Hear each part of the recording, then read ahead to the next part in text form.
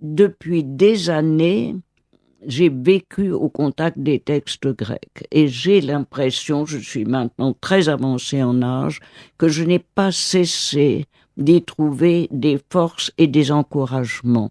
Et quand je souhaite que les études grecques se développent et qu'on cesse de les attaquer, de les amenuiser en France, ce n'est pas seulement pour les joies de la connaissance et de reconnaître notre passé, c'est parce que je crois qu'on y puise une force morale un sens des valeurs dans des textes simples et forts qui ont encore aujourd'hui, et dans tous les pays d'Europe où on les pratique, où on les a pratiqués, une influence très considérable.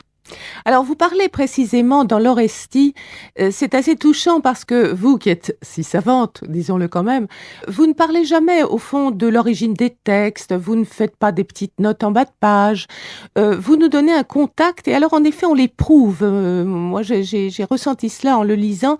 On éprouve l'émerveillement que vous avez subi comme au premier jour, enfin, que vous avez ressenti, pas subi, comme au premier jour avec les textes. C'est vrai. C'est vrai, et ça a été... J'ai raconté plusieurs fois comment j'ai décidé, étant étudiante, de consacrer une année à l'histoire de Thucydide. C'est en lisant pendant les vacances quelques pages de cet auteur, en grec naturellement, on pouvait à cette époque, et que j'ai été prise d'émerveillement devant la densité, la beauté. Et je me suis dit, je vais consacrer un an à cet auteur.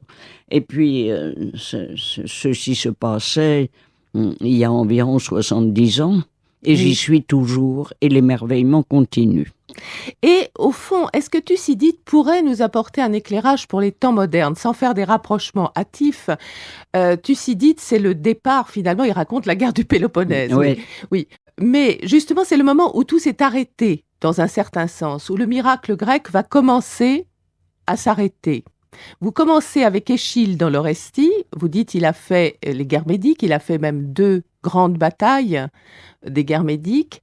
Il se met, lui, au début du siècle, d'une manière incroyable, du côté du vaincu, dans les Perses, révélant des dons pour le pardon, la compassion, l'émotion, la tendresse, comme vous le dites. Et Thucydide lui raconte le moment où les choses menacent de se déliter. Oui, en réalité, il faudrait prendre l'histoire grecque sur une plus longue période. Vous faites sentir en ce moment quelque chose qui a été en effet ma spécialité, mais que l'on m'a aussi reproché, c'est de me concentrer sur le 5e siècle athénien avant Jésus-Christ. Or, la culture grecque commence bien avant, et en ce moment, vous savez combien Homère est à la mode, combien cela compte, et il fait partie des textes importants et qui comptent pour moi. Le 5e siècle athénien est un moment d'apogée et de réussite intellectuelle extraordinaire. Mais ça n'est même pas la fin. C'est la fin de la puissance d'Athènes à la fin du 5e siècle. Mais Platon est après, mais les stoïciens sont après, mais les poètes de l'époque alexandrine sont après. Aristophane, d'ailleurs, dont vous parlez peu, en général. Oui, parce qu'il fait la transition, j'en parle cependant dans le livre d'entretien. Il commence un peu tard, si vous voulez, pour moi, et il continue sur le 4e siècle. Donc, il est toujours un peu après. D'autre part, le 5e siècle athénien a été le moment de découverte de la démocratie, et on m'a beaucoup interrogé ces temps derniers parce que l'idée de démocratie dans notre monde actuel joue un grand rôle, on en parle beaucoup, et on se demandait le rapport avec ce modèle qu'est la démocratie athénienne. Mais déjà, Aristophane critique énormément les façons démocratiques de l'époque, et Platon sera également très critique pour la démocratie athénienne. Et puis, on s'occupera moins de politique. Si bien que vous voyez, ce 5e siècle est comme un noyau où les choses et la vie politique ressortent particulièrement. C'est même un raccourci puisque vous dites vous-même qu'avec Échille, c'est le début finalement de quelque chose et donc c'est plus... vous parlez merveilleusement de l'Orestie puisque vous racontez comment en 3 pièces s'instaure au fond l'ordre, la loi, puisque Athéna la sage réserve leur place aux Érini qui deviennent les Euménides. Ça vous le racontez magnifiquement, je renvoie au livre, précisément sur la colline d'Arès, l'Aréopage, où campaient les Amazones. Donc c'est tout un symbole d'un raccourci assez saisissant. Alors vous parlez d'Échille d'un côté, et vous dites déjà avec Euripide, nous avons les arguties. Nous avons un tas d'arguties parce qu'au fond c'est la fin, pas la fin, mais enfin on est habitué désormais à la démocratie. Oui, bien qu'il y ait une différence de date extrêmement petite, mais en effet, il y a Sophocle entre les deux qui meurt la même année qu'Euripide. Sophocle est beaucoup moins porté vers les théories politiques, mais Euripide est très en rapport avec l'actualité. Nous avons beaucoup de pièces conservées. On peut les mettre en rapport avec l'histoire de Thucydide, avec Socrate qui vivait à ce moment-là, et on voit qu'ils discutaient ensemble tout cela. Et dans le domaine de la démocratie, tout en célébrant les beautés de ce régime, ils notent très fortement les critiques possibles, les dangers et la démagogie, qui est un mot grec aussi. Absolument. Oui, et les dérives, puisque à certains moments, vous parlez aussi d'Aristophane, et je crois que c'est l'Assemblée des femmes, où on peut dériver vers la démocratie populaire, au fond, avec cette mise en commun des biens, il y a toute une critique acerbe. Oui, enfin, c'est de la comédie et de l'hypothèse, et c'est une façon de critiquer des usages du temps, ce n'est pas vraiment un programme. Oui, mais ils avaient déjà vu la dérive qui peut se produire aussi en démocratie. Oui, ça, mais elle est indiscutable. J'ai d'ailleurs écrit en fait 3 livres sur la démocratie, et curieusement, le premier parlait, il y a plusieurs années, des problèmes de la démocratie grecque, et puis le second était d'enthousiasme et se rattache à certaines activités que j'ai en ce moment. Il parlait de l'élan démocratique, montrant que avec la démocratie, il y avait eu cet extraordinaire épanouissement intellectuel et que les deux étaient liés. Et puis le troisième, qui est un livre d'entretien, cherche les rapports avec les valeurs et les grands thèmes de notre temps. Donc les différents aspects, je les ai envisagés. Mais alors, il y a une chose, moi, qui m'a toujours intéressée dans votre recherche, et dont on parle moins, d'ailleurs, quand on vous parle, c'est la douceur. Vous le rappelez souvent, et puis les gens glissent, les gens partent, et vous dites une phrase très belle à un moment donné dans un entretien. Vous dites que, au fond, les Grecs ont été parmi les premiers à exprimer, peut-être pas à ressentir, mais à exprimer la fragilité humaine. Et la voyant, ils ont été pleins de compassion envers même leurs ennemis, finalement. Ça, c'est très beau. Est-ce que vous pourriez nous dire s'il y a quelque chose à en tirer pour aujourd'hui, d'ailleurs? Oui, sans l'ombre d'un doute. Encore qu'il ne faille pas forcer, je veux dire que malgré tout, c'était pas des petits saints. Ils ont écrit en réclamant plus de douceur, plus d'humanité, plus de souplesse dans les rapports humains. Mais ça ne veut pas dire que ils mettaient la douceur avant tout. Ils avaient quand même le patriotisme, et ils se faisaient des guerres, et il y avait des guerres civiles. Ils aspiraient passionnément à un esprit plus pacifique et plus doux. Mais cela se développe. J'ai écrit un gros livre sur la douceur, et ça m'a paru tout à fait merveilleux de voir comment ce sens qui apparaît déjà chez Homère, il y a déjà des héros doux dans l'Iliade. Patrocle était doux. Il y a de la douceur chez Hector. Et puis cela se répand, le mot est de plus en plus employé, le mot grec. Et pour finir, ça devient vraiment un idéal de vie qui tient beaucoup de place au IVe siècle, en tout cas. Quel est le mot grec? Vous en parlez beaucoup, vous ne le citez pas. parce que je n'ose plus espérer que je parle à des gens sachant le grec. Le mot grec est praos. Mais en revanche, vous parlez de Bia, la De violence. bien la violence, oui. Je ne sais pas pourquoi, j'ai l'impression qu'elle se retrouve dans plus de mots français que le pauvre praos. Vous parlez beaucoup de la violence et vous dites à un moment donné que la violence, précisément, dans l'Orestie, on le voit bien, s'arrête à un moment donné chez les Grecs. On pense que la raison peut mettre à distance la violence. On pense que... Et alors, c'est peut-être ça, la raison est en trouvaille. grande partie faite pour ça. Et je pense que même aujourd'hui, je défends beaucoup l'enseignement des lettres, tout simplement l'art de s'exprimer, d'exprimer avec rigueur et précision sa pensée. Si l'on sait s'expliquer, on en vient beaucoup moins au coup. Déjà, la raison par elle-même et le langage par lui-même s'opposent à la violence. Alors, la violence a été... J'ai écrit tout un livre sur la Grèce ancienne contre la violence. Naturellement, ils ont pratiqué la violence, je répète, ce n'étaient pas des petits saints, mais ils ont eu conscience qu'il ne fallait pas, qu'à tout prix il fallait l'arrêter, qu'il fallait parler contre. Et nous trouvons, nous maintenant, encore aujourd'hui, dans notre temps, des textes qui peuvent émouvoir les gens et leur donner l'impression que c'est possible, qu'il y a là un idéal. Vous comprenez ? Pour moi, les textes grecs, nous disions que ils allaient contre cette espèce de découragement qui plane un peu trop maintenant. Mais il est vrai que dans l'ensemble, ils ont eu confiance dans l'homme. Et je crois que ça, c'est très, très important.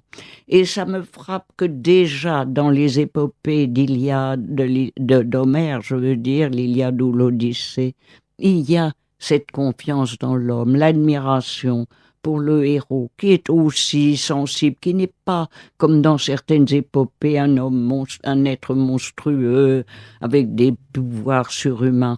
Ce sont des hommes mettant au plus haut point les qualités humaines.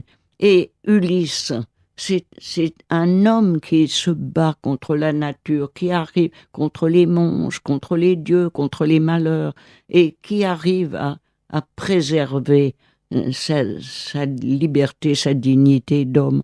L'Odyssée commence par « Andra, moyenépé », dis-moi l'homme qui a souffert et qui a... etc. Et ceci est resté essentiel même dans la culture classique de mon cher 5e siècle. Et vous savez que ce qui me paraît caractéristique de ces œuvres, c'est qu'elles s'efforcent toujours de dépasser le temps pour aboutir à quelque chose qui puisse intéresser, toucher d'autres époques, comme ils réussissent à le faire. Mon cher Thucydide a dit qu'il écrivait avec l'espoir que ça aiderait à voir clair dans les événements passés et aussi dans ceux qui, à l'avenir, pourraient être comparables ou analogues à cause du caractère humain qui est le leur. Vous voyez cette recherche de l'humain et de l'universel ensemble. Eh bien, moi, je trouve que c'est extrêmement tonique. Et même la tragédie, qui c'est pas très gai, la tragédie, c'est même en général désastreux, avec des passions et des malheurs. Mais il y a quand même cet espoir dans l'homme, ce désir de faire passer une leçon qui serve pour tous les temps, contre la guerre, contre les passions, pour l'homme, toujours pour l'homme. Jacqueline de Romilly, nous allons interrompre quelques minutes et nous vous retrouvons tout de suite. Canal Académie vous propose une rétrospective sur les 7 vies de Prosper Mérimée, en compagnie du biographe Pierre Pélissier. Le nom de Mérimée reste attaché aux monuments historiques dont il fut le 2e inspecteur général nommé par Thiers. Il fut également membre de 2 académies, les inscriptions et belles-lettres et la française, mais en vérité, il mena plusieurs vies. Pour en savoir plus, téléchargez dès maintenant cette émission dans la rubrique En habit vert.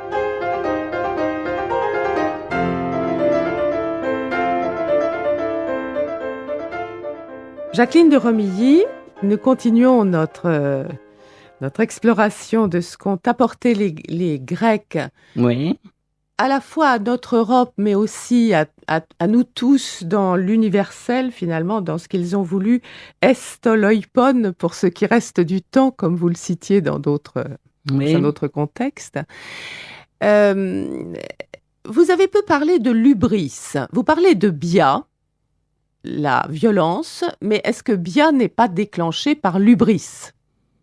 C'est-à-dire cette espèce de... Il y a un rapport entre les deux, n'est-ce pas? L'hubris et l'excès qui est puni par la némésis, qui vient venger cet excès. C'est avant tout un excès de la part de l'homme qui prend plus que sa part, et la punition vient des dieux. Ça n'est pas un problème politique que l'hubris, c'est un problème de philosophie morale. Tandis que la violence est un problème de la vie en commun dans la cité. Et à mon avis, en dehors de la grande théorie de l'hubris qui revient dans toutes sortes de mythes, ça n'est pas un problème qu'ils ont discuté au jour le jour. C'est la violence dont ils ont parlé, qu'ils ont craint, la violence de la guerre civile, la violence des meurtres, etc. Et le sens qu'a pris dans la démocratie athénienne le rôle de la justice, des cours de justice où chacun jugeait et où on essayait de distinguer ce qui était bien, ce qui était mal, a joué un grand rôle, je crois, dans cette façon d'opposer à la violence la douceur dont nous parlions tout à l'heure. Oui, vous dites d'ailleurs à un moment donné que, au fond, cette démocratie a surgi en face du despotisme représenté par les Perses, qu'il y a une espèce de prise de conscience du despotisme, du tyran, et puis de ce qu'on peut appeler la démocratie, mais qui est aussi le fait, me semble-t-il, du monarque éclairé, parce qu'au fond, la France ou l'Europe ou les choses ont aussi connu des royautés éclairées, pourrait-on dire. Donc, quel est le rapport justement de l'Europe d'aujourd'hui? De quoi avons-nous hérité finalement face à tout cela? Alors, vous me parlez de monarchie éclairée. Il est certain que les Grecs ont eu aussi le sens de ce que ça pouvait être. Au IVe siècle, dans les œuvres d'Isocrate, il y a des éloges du bon monarque. Et c'est un thème qui survivra et qui lui aussi est digne de passer jusqu'à maintenant et d'alimenter la réflexion politique. Pour Athènes, il s'agissait de la démocratie et, si vous voulez, l'idée du souverain éclairé ne peut pas se définir a priori. Il faut que l'homme soit là, il faut qu'il ait des sentiments, il faut qu'il se soit pénétré de ses devoirs. Tandis que l'idéal démocratique est quelque chose de très précis, que l'on peut vivre, que chacun peut vivre et qu'on peut essayer de faire vivre à n'importe quel moment. Mais la morale est aussi une chose importante à léguer à l'Europe d'aujourd'hui, non? Parce que vous parlez de la démocratie, mais est-ce qu'il peut y avoir une démocratie sans loi morale? La loi étant prise aujourd'hui comme une punition, vous le dites vous-même, et non pas comme une protection. Vous touchez, à mon avis, quelque chose de très important. Ça définit non pas tellement la démocratie qu'un régime légal par opposition à un pouvoir personnel.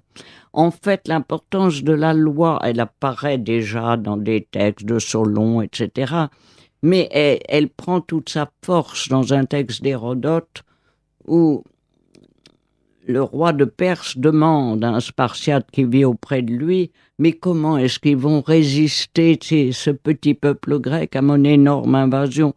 Pourquoi est-ce qu'ils résisteraient? Moi, mes sujets, avec le fouet, les châtiments, les punitions, je suis sûr qu'ils m'obéissent. Mais pourquoi ?» Et le Spartiate répond « Parce qu'ils ont un maître qu'ils craignent encore plus que tes sujets ne te craignent. Ce maître, c'est la loi. » Et en fait, la loi joue à Sparte, qui est une oligarchie, il joue encore plus, je crois, dans la pensée athénienne, démocratique.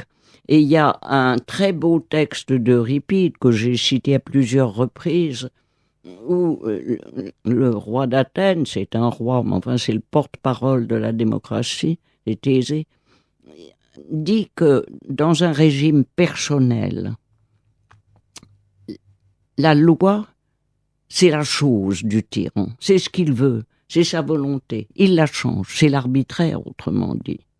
Tandis que dans la démocratie, il dit quand la loi est écrite pour tous, alors le pauvre est l'égal du riche, il peut se défendre, si on l'injurie, il peut faire un procès, il peut gagner, etc.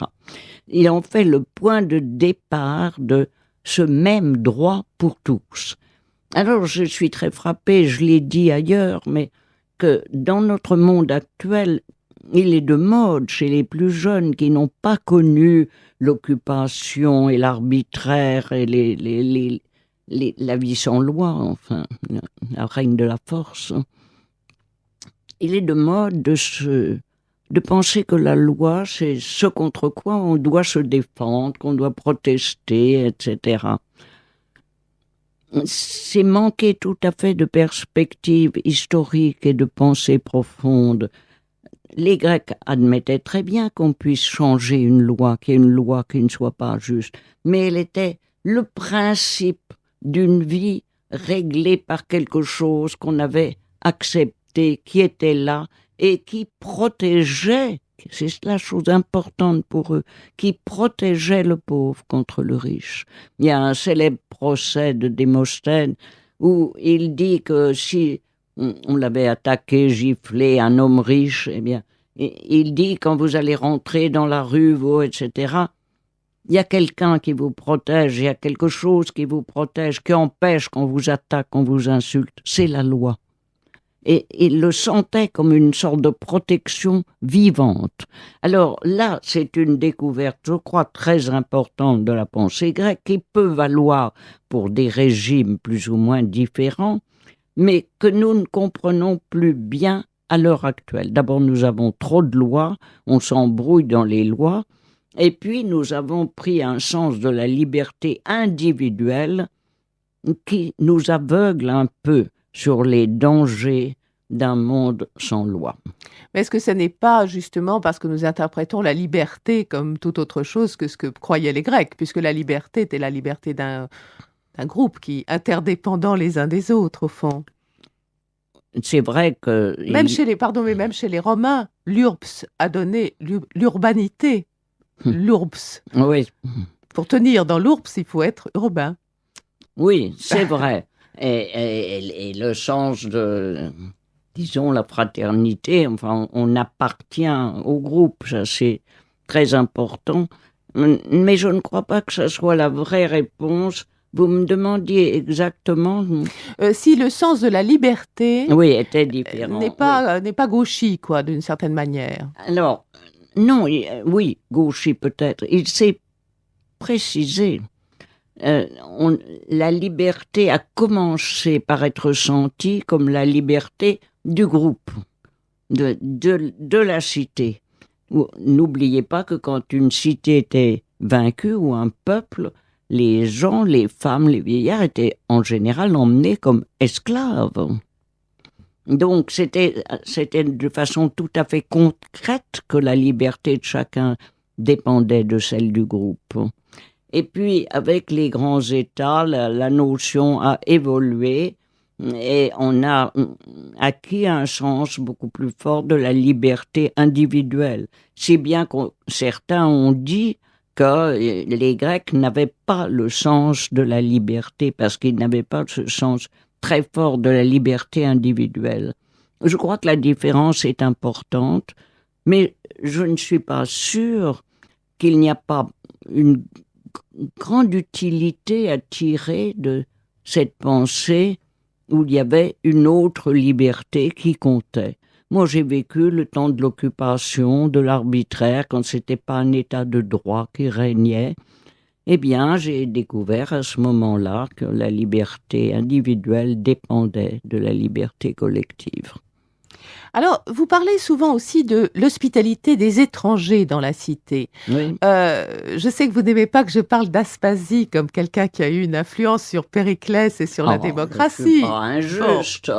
Mais, J'aime elle- beaucoup Aspasie et le livre de Madame Joanna sur Aspasie. oui. C'est important.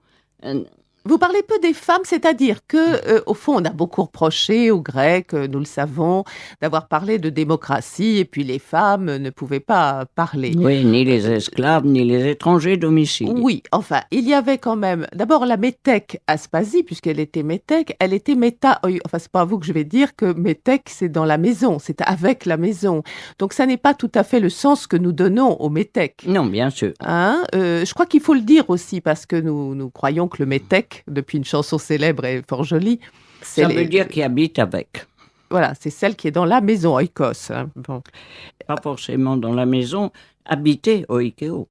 Précisément, dans l'enseignement, qu'est-ce que vous recommanderiez pour l'instruction civique? Au fond, l'instruction civique, est-ce qu'il ne faudrait pas revenir à des textes tout simples, hein, puisque vous dites vous-même que les jeunes Grecs apprenaient tout dans Homère. Donc, vous, qu'est-ce que vous conseilleriez de faire lire aux élèves pour leur restituer leur comprenette de ce que peut être une cité, une démocratie, une vie ensemble, et un certain enthousiasme et un certain émerveillement. Nous revenons là-dessus. Oui, vous avez tout à fait raison. Je crois qu'il y a un peu un malentendu sur cette notion d'instruction civique. On a tendu à présenter l'instruction civique comme un tableau des institutions actuelles pour qu'on les connaisse, ce qui est évidemment utile. Mais à mon avis, c'est beaucoup plus important de prendre le sens des valeurs, de l'idéal, de ce que représente telle notion et telle autre. Et ça, en effet, ce sont les textes, pas forcément uniquement les textes grecs. Je donne une grande place aux textes grecs parce qu'ils ont eu ce souci d'atteindre l'universel, d'exprimer ses valeurs, de les incarner dans des héros au théâtre, et que tout cela est passé dans notre présent, que nous en vivons, qu'on recommence des adaptations de l'Iliade, des pièces sur les héros de la tragédie, etc., qu'on revit les dialogues de Platon. Tout ça est vrai, mais aussi il y a une place pour d'autres textes. Je crois que on a terriblement dans l'enseignement abandonné le contact direct avec les textes. Apprendre des textes par cœur, mais grec, latin, français, récent, pourvu qu'ils aient cette espèce de tendance à définir le ce pourquoi nous vivons. Vous savez que je fais partie de 2 associations qui, à mon avis, se rejoignent. L'une est pour la défense des études littéraires, et grecques avant tout parce qu'elles sont plus en danger.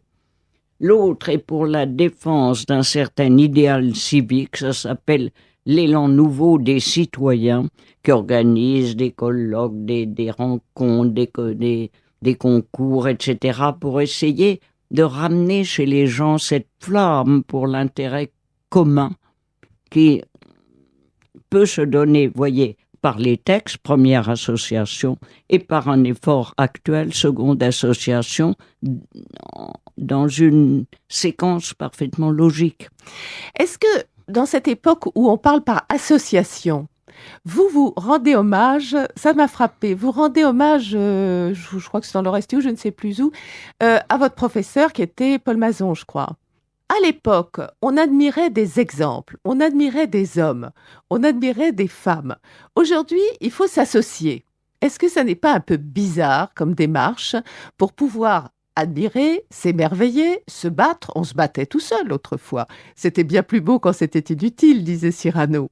Maintenant, on a besoin de toujours passer par des associations. Est-ce que vous n'y voyez pas quand même une démission de l'intelligence? Ça dépend dans quel sens vous l'entendez. D'abord, je crois qu'il ne faut pas pousser les choses à la limite.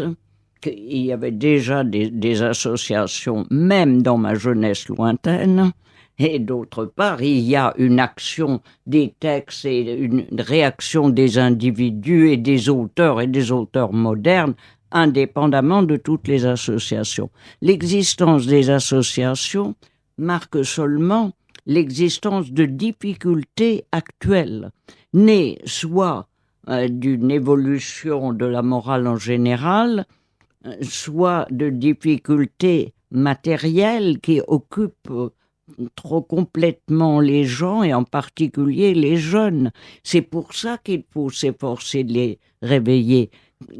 Quand j'étais jeune et que faire du grec, surtout, moi j'ai été la première année où les filles avaient le droit de faire du grec. De passer le concours général, et vous m'avez fait rêver parce que c'est Pierre Lazareff, je crois, qui avait fait le premier article. Oui. Mais je veux dire que c'était en plein épanouissement. On rajoutait du grec ici, là-bas. Et maintenant que l'État trouve que ça coûte trop cher, que les jeunes ne se rendent pas compte parce qu'on ne leur dit pas de ce à quoi ça peut servir, il faut bien faire des associations pour éviter qu'on ne ferme des classes arbitrairement, etc. Les associations répondent à des difficultés de notre temps. Et pour avoir une action quelconque, il ne faut pas être tout seul. Est-ce que, à votre avis, vous m'avez dit une fois, je vous ai interviewé il y a déjà 3 ans, quand je venais vous voir pour le premier festival européen de latin et de grec, dont Oui. vous avez eu la gentillesse d'être la marraine. Maintenant, c'est un grand bébé, il grandit, il court. Je sais. Voilà. Vous avez dit, vous savez, le grand problème des médias, c'est que la presse va au plus rapide, les Grecs allaient au plus profond. Oui. Est-ce qu'il y aurait... C'était pas idiot. Non, c'était fort intelligent et profond, justement. Est-ce qu'il y a un moyen, à votre avis, pour infiltrer, disons, dans la presse, quelque chose de profond, quelque chose de beau, puisque vous parlez souvent du rôle de la beauté aussi. Très bien, oui. Comment faire, à votre avis, pour vers quoi nous tourner, pour pouvoir donner à travers les étranges machines, il faut bien le faire, puisque maintenant nous passons par la télévision et nous passons par Internet. Comment pouvoir lancer nos bouteilles à la mer d'une bonne façon? Si j'avais une réponse toute prête à vous donner, il y aurait un grand empressement autour de moi pour s'emparer d'une telle recette. Mais, à mon avis, ce que l'on peut faire, c'est en amont. C'est sur les esprits. Je crois quand même que la presse suit avec un peu de retard peut-être et avec quelquefois du mal, mais l'évolution des esprits. Voyez que nous parlons de l'enseignement du grec et de ce qu'il peut apporter. On ne peut pas dire que la presse en parle énormément, mais j'ai vu beaucoup de journalistes et chaque fois ils disent « Oh, ça serait si bien, je le souhaite, etc. » Je crois que peu à peu, un sursaut est possible, mais qu'il dépend de chacun de nous. Vous, avec votre festival, moi, avec mes livres, chacun avec son enseignement. Il y a eu beaucoup de signes très encourageants récemment. Dans notre dernière assemblée générale de mon association pour les études littéraires, j'ai cité des événements heureux qui s'étaient succédés pour nous au cours de l'année écoulée. Mais un d'entre eux était le dernier. Vous savez que Le Monde a consacré presque toute une page intitulée « Homère dans les banlieues ». Ce n'était pas de nous, je ne connais pas ce jeune professeur, mais il a réussi avec son enseignement, son insistance, à attirer l'attention et, comme vous le voyez, même de la presse. On ne peut pas dire que ce soit le ton habituel du journal Le Monde, mais ça a percé. S'il y a un sursaut intérieur, une force que nous essayons de développer et de répandre, je crois que la presse s'en apercevra très bien et que beaucoup seront très contents de s'y associer.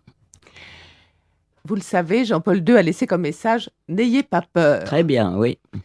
Qu'est-ce que Jacqueline de Romilly a envie de lancer comme message à ces gamins? J'insiste beaucoup sur les gamins, non pas parce que les vieux sont pas condamnés, mais les gamins ont envie, il y a une énergie folle, une envie folle dans le festival, je le vois, de participer aux choses, d'inventer des choses. Alors, qu'est-ce que vous leur dites à ces gamins? Eh bien, je n'ai rien préparé, un mot définitif qui sauverait tout. Mais vous m'inspirez parce que je vais faire simplement un petit ajout à la parole du Saint-Père et dire: n'ayez pas peur de l'avenir, mais tournez-vous vers les textes qui vous donneront la force de l'affronter de façon heureuse. C'est pas si mal. Merci Jacqueline de Romilly. Merci à vous.